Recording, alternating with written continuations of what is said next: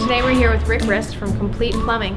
He's going to show us how to install an iBox rough-in from Hansgrohe. So Rick, how do you do it?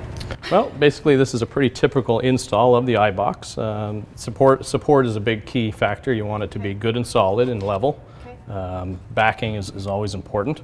And typically you're piping this either 1/2 inch or 3/4.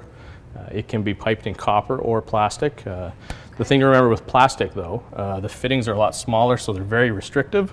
So on the discharge lines, you want to keep them copper even if you are doing plastic everywhere else, because it won't function correctly. Okay.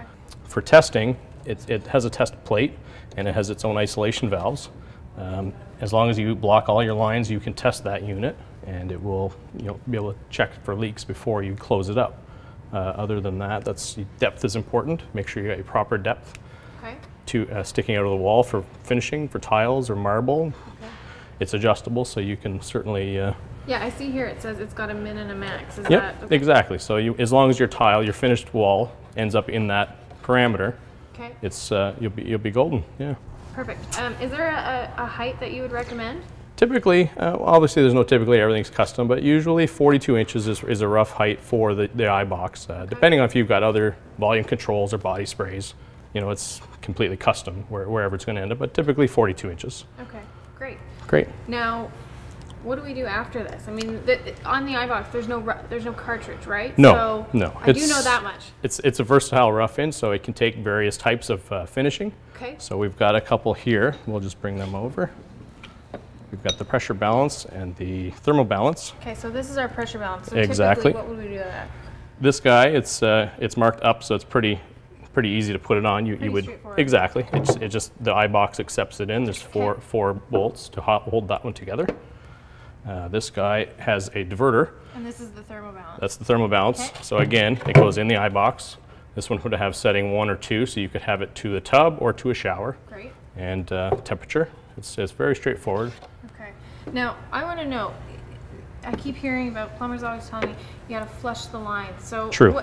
Is this happening here? Does that happen at the cartridge? That happens just before the cartridge. So okay, the plate stays on at this point. Okay. You would open the isolation valves, remove the caps, and that'll flush any debris out of the lines. Okay, which is really important to do, right? True, before you close up your walls and everything?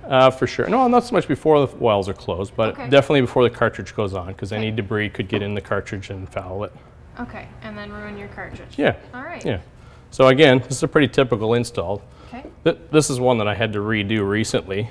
Another plumber kind of jerry-rigged it together with various pieces. And needless to say, it wasn't right, and it created some rust issues. Okay, so we don't want it to look like this. No, it's a straightforward install, exactly. So if you've got a whole lot of this going on, not good. Not really. It's too many. It's more joints than is necessary. So keep it simple. Exactly. Exactly. Basically, make sure your backing's there. Support. Make sure you're clean. Yeah, none of course. This mess. We don't need more definitely joints than we have to. Definitely. And even if you do go the plastic route, this has always got to be copper. Yeah, the discharge line's definitely copper, for sure. That's great. Well, thank you so much, Rick. No trouble. And if you guys have more questions or need more information, you can actually email Rick at fastplumber@gmail.com. Thanks very much. Thanks.